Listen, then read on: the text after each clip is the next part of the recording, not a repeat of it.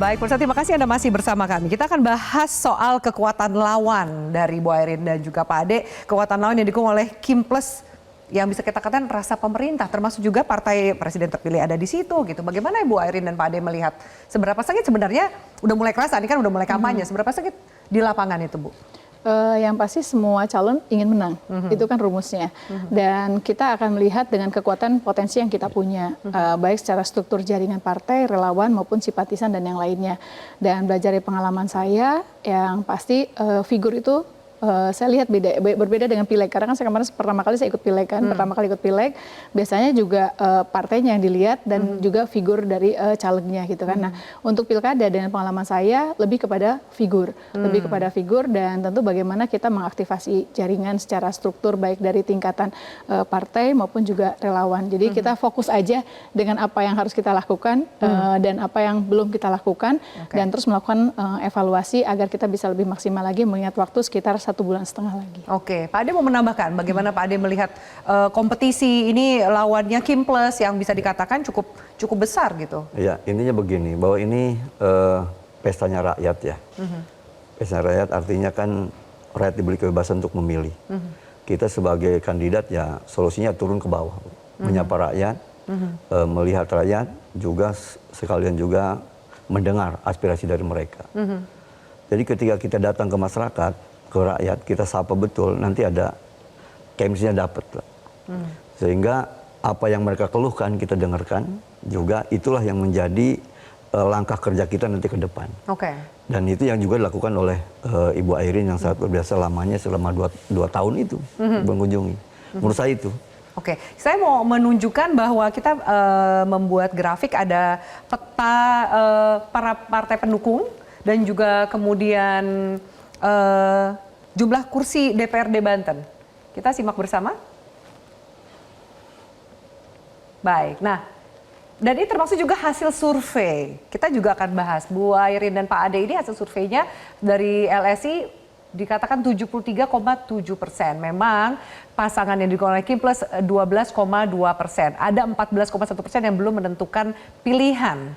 Nah, Bu Airin, kita komentari dulu soal tadi hasil surveinya 73% lebih gitu. Bisa dikatakan bahwa ini kemenangan dari tangan. Saya selalu berprinsip bahwa survei itu sebagai indikator bahwa apa yang sudah kita lakukan sudah on the track, sudah sesuai. Dan selalu saya sampaikan ya kita bersyukur alhamdulillah dengan hasil survei tersebut. Tetapi sekali lagi selalu saya mengingatkan kepada diri saya pilkadanya di bulan November tanggal 27. Jadi apapun masih bisa terjadi nih ya. Jadi makanya kita terus fokus. Tetapi ini menjadi motivasi tentunya bagi saya dan juga bagi tim dan juga bagi relawan dan juga partai pengusung bahwa oh ya berarti kita udah bener nih perjalanan yang kita lakukan. Berarti ya udah kita turun lagi ke lapangan, kita sentuh lagi masyarakat dan sekali lagi ya selalu saya memiliki keyakinan usaha ikhtiar dan doa mudah-mudahan hasilnya sesuai bahkan mungkin mudah-mudahan insya Allah amin bisa lebih dari itu. Angka 73,7% mengagetkan nggak untuk pasangan Airin dan Ade? Kita kan ada survei kalau saya itu ada survei continue itu berjenjang. Jadi biasanya berkala. Jadi biasanya per 6 bulan sekali kah atau berapa sekali kah untuk sebagai indikator melihat hal tersebut. Apalagi di Partai Golkar itu kan dilakukan pada saat rekomendasi mau keluar itu pada saat zaman dulu itu ada 3 tahapan survei di bulan Mei, di bulan Juli dan bulan Agustus. Jadi tentu ini menjadi patokan bagi kita bahwa oh ya ini on the track. Jadi waktu pas bulan Juli saya dapat berapa, ini dapat segini. Alhamdulillah gitu. Berarti harus tingkatin lagi dan kalau alhamdulillah berarti kurang lebih naik. Jadi udah ada survei yang dikantongi, saya nggak tahu angkanya, tapi bahwa ada survei yang hari ini sudah dikantongi angkanya tidak terlalu jauh beda? Belum, kalau yang survei ini belum ada, surveinya yang ini. Yang terakhir ini? Yang terakhir. 73,7%. Oke, bagaimana Pak Ade melihat bahwa lawan ini 12,1%, semua mengatakan bahwa Airin Ade ini menang lah, kemenangan sudah di tangan gitu Pak Ade? Iya, amin. Kalau itu amin ya. Intinya begini, semakin tinggi survei, kita semakin menaikkan ritme turun ke bawah. Kenapa? Berarti kan masyarakat semakin besar harapan ke kita. Sehingga janji-janji politik kita nanti kan harus diwujudkan. Begitu. Nah terus juga, walaupun setinggi apapun survei, itu tidak membuat kita sombong. Karena yang namanya sombong ada lonceng kematian. Jadi kita udah turun aja ke bawah, semakin mendengar aspirasi rakyat. Itu aja. Mulai terasa ketika kompetisinya sengit di lapangan, karena per berita hari ini saya cek bahwa ada relawan Bu Airin dan Pak Ade yang melaporkan ketidaknetralan, betul? Soal isu itu?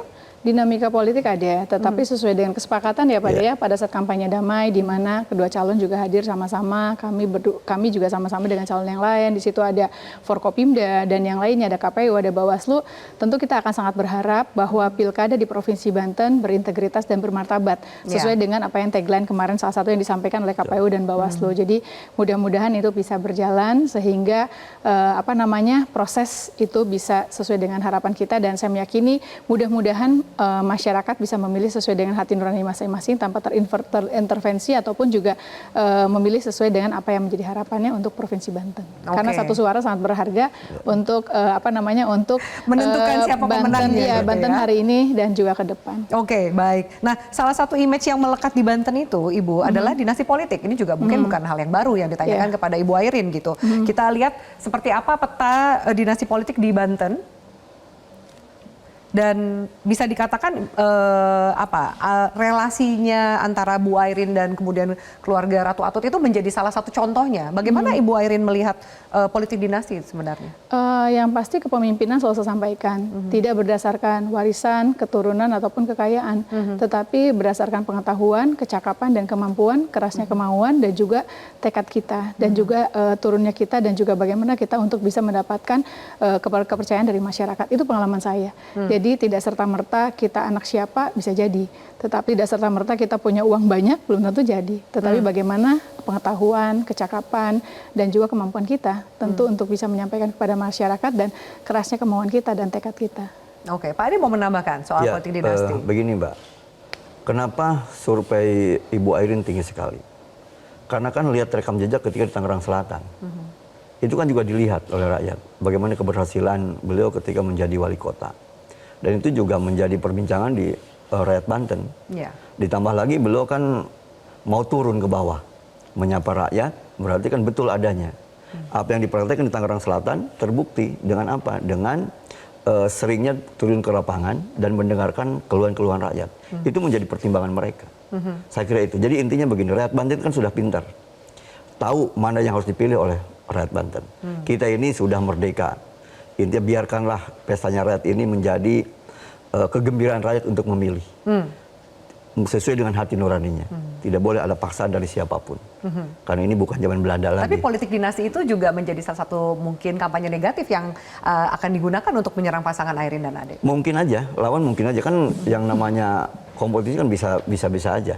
Ya, cuma pengalaman saya ya kita tunjukkan aja dengan kemampuan kita dan juga kita memberi jika Allah menakdirkan ya Pak Ade ya, mendapatkan amanah dan kepercayaan ya kita tunjukkan dengan kerja-kerja kita untuk kebermanfaatan bagi masyarakat di Provinsi Banten. Dan pengalaman saya di Tangerang Selatan isu ini kan udah lama banget, udah ada gitu, dan saya pun juga tidak menafikan mengenai hal ini gitu kan. Jadi pada intinya ya sekali kembali lagi kepada diri kita, dan ini menjadi pemacu dan pemicu bagi saya untuk bisa menjadi manusia yang lebih baik lagi. Jadi ini isunya bukan menjadi beban? Enggak, malah menjadi motivasi. Menjadi motivasi agar kita bisa bekerja dengan secara maksimal lagi dan menyampaikan kepada masyarakat siapa Airin Rahmidiani dan Bapak Ade Sumardi. Oke, ada saya putarkan satu analisa dari pengamat politik Pangi Caniago berikut ini berkaitan dengan politik dinasti. Apakah masyarakat itu resisten nggak dengan dinasti politik? Apa mereka intoleransi dinasti politik? Apakah mereka setuju nggak dengan keluarga atau dinasti itu maju dalam pertarungan kontestasi? Itu jawabannya hampir merata, hampir 70% di daerah-daerah itu nggak ada yang setuju dengan dinasti politik. Mereka merasa alergi, merasa tidak nyaman adanya privilege bagi orang-orang untuk membangun dinasti, untuk membangun keluarganya. Itu nggak ada yang sentimennya negatif saya temukan gitu. Di Banten bahwa kita bicara Airin, tidak bisa lepas dari dinastinya Atut gitu. Jadi bagaimana kemudian perang, bukan lagi perang kalau di Jawa Tengah ya, itu kan perang bintang ya, bintang coklat sama bintang hijau, bintang 3 sama bintang 4, tetapi perang dinasti juga gitu. Jadi apa yang terjadi di Banten itu juga akan menarik untuk kita cermati ke depan, apakah betul dinasti politik ini punya pengaruh. Sentimennya negatif, tentu itu bisa mendonggrade elektabilitas Airin sendiri karena Airin tidak bisa lepas dari keluarga dinastinya Atut gitu. Jadi ini akan bagus, apakah masih relevan bagi masyarakat? Baik, saya minta tanggapan dari Bu Airin. Ya, Pak surveyor ya. Pak Panggi. Pak Panggi, mudah-mudahan dari survei yang terbaru bisa menyampaikan kepada kita. Jadi survei bisa menunjukkan dan bisa melihat sejauh mana sebetulnya pengaruh efek tersebut. Tapi bagi saya kembali lagi, kita tidak pernah bisa meminta untuk dilahirkan sebagai apa. Anak siapa, keluarganya siapa, dan kerabatnya siapa. Dan kembali lagi ke persoalan politik dinasti, bahwa apapun itu, mari kita tunjukkan. Mari kita tunjukkan kepada masyarakat siapa kita, siapa diri kita, dan apa yang akan kita lakukan dengan menyampaikan visi misi kita. Yang pasti program saya dengan Pak Haji Ade adalah Banten Maju Bersama. Karena saya melihat ada ketimpangan, disparitas antara Banten Selatan dan Banten Utara. Ya. Pengalaman saya di Tangerang Selatan sebagai daerah baru, kita nggak punya uang, semua orang nggak punya uang. Tapi bagaimana kita harus bisa melakukan terobosan agar kita punya uang, potensi pendapatan asli daerah. Jadi pengalaman saya di Tangerang Selatan, saat saya jadi wali kota, APBD-nya 1,2 triliun. Usianya baru 4 tahun sebagai daerah baru. PAD-nya sekitar 125 miliar. Saya fokus bagaimana kita kalau membangun, padahal pada saat itu 2010 Mbak jangan lihat Tangsel hari ini gitu kan. Yang dulu, saya warga Tangsel dulu Bu. Iya, Saya paham betul kan. masih hutan dan kebun itu saya juga. Jadi 2010 tinggal itu di sana melihat seperti apa situasi betul. Tangsel. Jadi dari 125 miliar, alhamdulillah saya bersyukur di akhir masa jabatan saya, alhamdulillah potensi asli daerahnya naik menjadi 2 triliun. APBD-nya menjadi 4 triliun. Sehingga yang saat pertama kali saya ngantor di kantor kecamatan, sekarang kan udah punya kantor wali kota. Puskesmas tambah sekarang jadi 35 puskesmas, rumah sakit jadi 3. Nah, ini kan juga bagaimana kita harus bisa melihat hal tersebut, dan saya melihat di Banten ini masih banyak potensi. Banyak potensi yang sangat luar biasa yang belum bisa tergali. Tugasnya gubernur adalah melakukan koordinasi. Koordinasi dengan pemerintah kabupaten kota, karena masyarakat ini ada di 4 kabupaten kota. Jadi tugas saya sama Pak Haji Ade sebagai koordinator pemerintah pusat dan juga di daerah. Saya bersyukur alhamdulillah pernah menjadi ketua TKD-nya Pak Prabowo dan Mas Gibran. Jadi saya hafal betul apa yang menjadi visi misi beliau, Indonesia Emas 2045 Indonesia Maju untuk menuju Indonesia Emas 2045. Dan potensi pembangunan Banten tuh ada. Iya, dengan cita-citanya beliau Pak Prabowo dan Mas Gibran, itu akan banyak bisa dilakukan di Provinsi Banten. Bagaimana kita sebagikan di 4 kabupaten kota. Jadi sekali lagi, mari kita bekerja, mari kita meyakinkan masyarakat, adu gagasan dan yang lainnya. Dan terlepas dari apapun, ya nanti 27 November itu akan menjadi jawabannya. Itu yang akan menentukan. Betul. Baik. Termasuk juga tadi Bu Eri mengatakan soal disparitas dari daerah utara dan juga daerah selatan. Termasuk kita akan bahas soal pemerataan pembangunan, apa sih strategi dan juga visi misi program kerja yang akan disampaikan terutama untuk warga Banten. Usai jeda pemirsa, tetaplah bersama kami.